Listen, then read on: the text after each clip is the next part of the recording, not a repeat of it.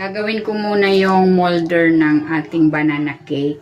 Meron ako ditong dahon. Ito ay 4 inches by 6 inches.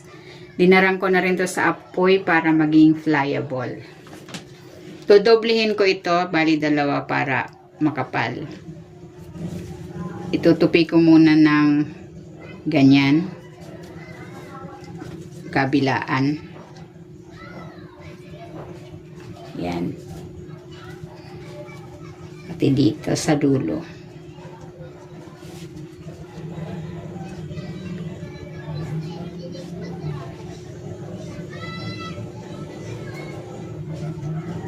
Ganyan lang. Then, meron ako ditong toothpick. Ilalak natin yan. Ayan, ganyan lang. Gagawin ko rin yan sa kabila.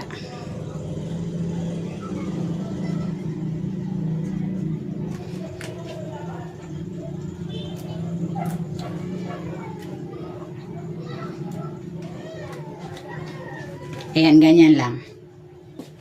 Ayan, meron ako ditong 4 na perasong ripe banana. Imamash ko muna ito.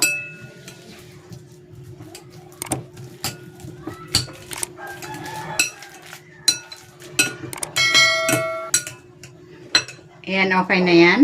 Ilalagay ko na dito itong brown sugar, vegetable oil, at maglalagay din ako ng isang egg. Haluin ko muna.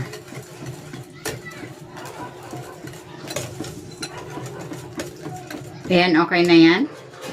Ilalagay ko na dito itong harina, baking powder, at asin. Haluin ko ito.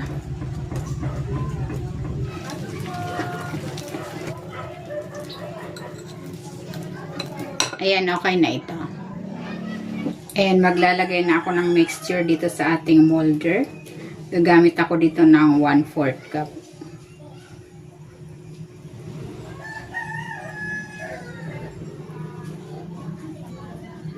Ayan, ganyan lang.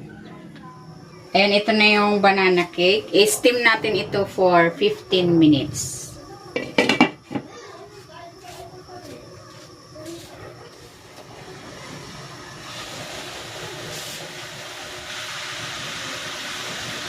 Ayan, ito na yung ating steamed banana cake in banana leaves.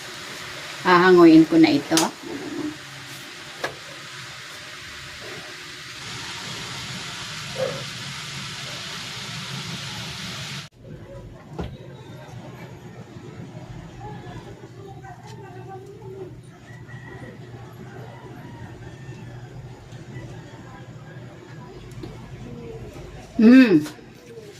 Sarap. Ang lambot. Tamang-tama lang yung tamis. Meron na naman tayong dagdag na madaling lutuing merienda.